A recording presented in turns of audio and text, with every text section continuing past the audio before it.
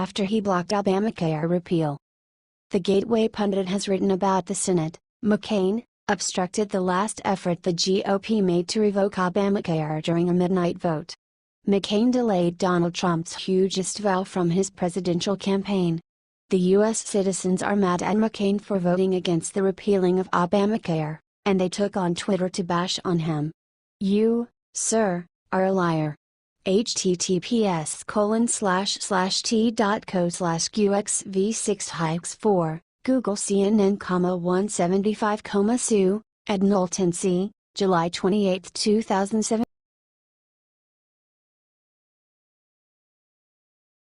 Breaking tragic announcement about Ivanka Trump.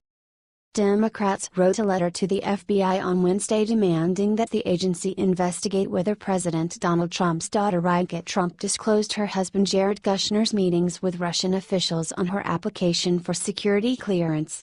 Newsweek reported that 22 House Democrats sent a letter to acting FBI Director Andrew McCabe demanding the Bureau investigate whether there are any discrepancies in Ivanka Trump's filings to get access to America's most closely kept secrets. When she took a position in her father's White House, the documents she submitted to gain clearance would have asked her to disclose any contact with foreign governments, as well as any contact immediate family may have had.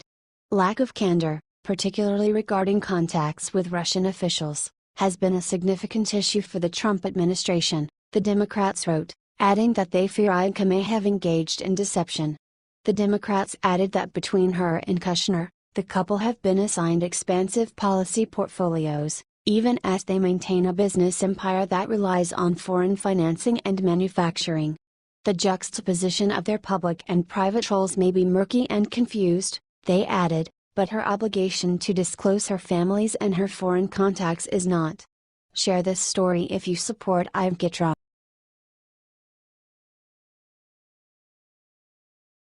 He issued this chilling warning towards some Republicans in Congress that made things clearer.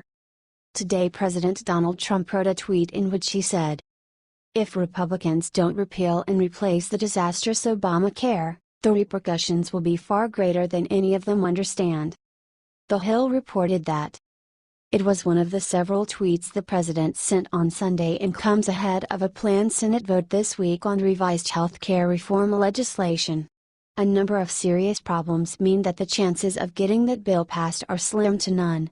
In an earlier tweet, Trump targeted some unnamed members of his party, saying sad Republicans who benefited from his electoral coattails in the 2016 election now won't protect him. "It's very sad that Republicans, even some that were carried over the line on my back, do very little to protect their president," Trump tweeted. What do you think of this? Share your opinion.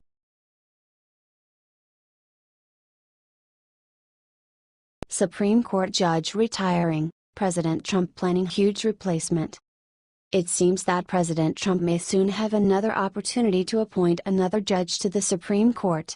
According to sources close to Justice Anthony Kennedy, the judge thinks about withdrawing from the High Court. Kennedy, 80, says that old age has finally caught up with him and that he seriously considers about retiring. He was appointed in 1998 by President Ronald Reagan and is currently the oldest justice in the High Court after the death of conservative Judge Antonin Scalia. Even though he was appointed by Reagan, Kennedy is politically impartial and has always been the one to decide Supreme Court tie-breakers. After Gorsuch's appointment, the Supreme Court is divided by 4 conservative and 4 progressive justices, with Kennedy caught in the middle, always deciding scores stalemates. Should Kennedy decides to withdraw, this will give Trump the opportunity to appoint another conservative justice, thus having 5 conservative to 4 liberal justices. Judge Kennedy is close to President Donald Trump, with the 2 of them both having kids who reside in New York. The Supreme Court justice has invited Ivanka Trump to the High Court to sit in a section usually reserved for family. The president's success in replacing Justice Scalia with a prudent and devoted justice may have affected Kennedy's final decision, since he has seen that Trump is capable of choosing people that will be worthy to replace the honorable Supreme Court justices.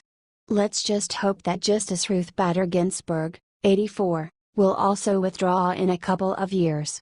Ginsburg will be smart to do this since she has trouble staying awake during Supreme Court hearings and it is fairly impossible for her to stay at the High Court during Trump's tenure. If both Justice Ginsburg and Justice Kennedy withdraw, Donald Trump could appoint 1/3 of the Supreme Court.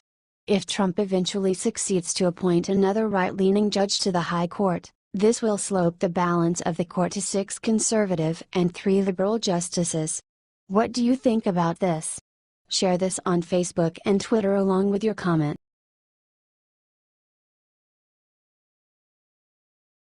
Shep Smith slanders Trump on live TV. Immediately regrets it. Shep Smith launched into yet another rant against Donald Trump's administration on Monday, and Fox News fans made it clear that they have had enough of the longtime host. Raw Story reported that during his show this afternoon, Smith wondered once again how Trump's son-in-law Jared Kushner could plead ignorance regarding a meeting with a Kremlin-linked Russian lawyer. This came after it was reported that Kushner was present at a meeting that included Donald Trump Jr. and Russian lawyer Natalia Veselnitskaya, who had promised to deliver damaging confidential information about Democratic presidential candidate Hillary Clinton. However, Kushner says he didn't even realize what that infamous meeting at Trump Tower was about, explained Jonathan Lemire of the Associated Press. "Okay, hang on," Smith interrupted. "There's an email, and at the top of that email there is a subject line. Let's look at that subject line. Here it is. This is an email from Donald Trump Jr., sent on Wednesday the 8th of June at noon or so. The subject line, Russia, Clinton, private and confidential." So what he is saying is he didn't read deep into the email and we are to believe that he didn't read the subject line? He added. That is the version he is saying, Lemire said. Frankly, Paul Manafort has made a similar case. Twitter users immediately fired back to let Smith know that they are tired of his anti-Trump views. Share this story if you think Fox News should fire Shep Smith.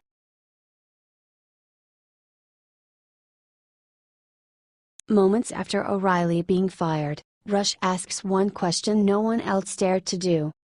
Rush Limbaugh is always there to make his commitment when it's really hard for all of us.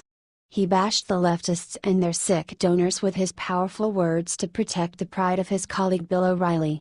The elites will hate what Rush just said. Read more below. In the wake of Fox News host Bill O'Reilly's ouster, talk show host Rush Limbaugh noted Thursday that there is a different standard for sexual misconduct on the left than there is on the right. Let me ask you a question. Have you ever wondered why not a single left-wing media figure is ever the target of advertiser boycotts?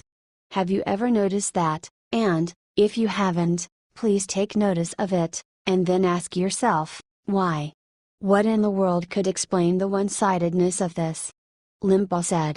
How is it that a woman who is now out there berating Bill O'Reilly as a subhuman dribble happily once dated Anthony Weiner and is currently on CNN giving commentary about this and many other things? He added. Limbaugh reminded listeners that many voices outraged over O'Reilly's conduct were less so when allegations were flying around a liberal icon. Because, you know, liberals, sponsors of O'Reilly have been, have you noticed many of them sponsor the Clinton Foundation? Many of them. I mean, you talk about sexual abuse? Bill Clinton's wife ran the bimbo eruptions units when he was in the White House to seek and find the women who might accuse Bill Clinton of sexual abuse, and other things, and destroy them. And advertisers never leave the Clintons, and donors never leave the Clintons. Why is that? He said. And then the New York Times lowers the boom and points out that O'Reilly is a serial whatever and has paid off $13 million to other women to shut up. There has to be an outlet for the anger. Then what happens is where the real story begins, he said, noting that advertisers are then deluged with complaints. Those complaints, however, are fake, Limbaugh said. It is a bunch of bots, Facebook bots and Twitter bots that may have been generated by no more than 10 people, made to look like tens of thousands. And that's all she wrote, he said. It's nothing but a giant, full-fledged, manufactured smear, and don't forget where it started. It started in the New York Times, he said. The reason that it starts in the New York Times is important is because the second aspect is that corporate intrigue that I mentioned that is also behind this, and it's. Sigh, I don't work there, so I guess it's not any quicksand, but there is a battle for power going on there between sons of Rupert Murdoch and Rupert, and they are not conservatives, my friends, he said. Their friends are all liberal. Their wives.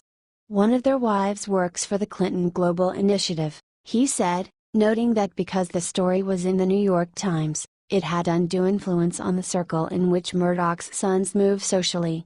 Limbaugh said that the dynamics of Fox are changing, and to expect more change. It's not gonna be the way it is for long.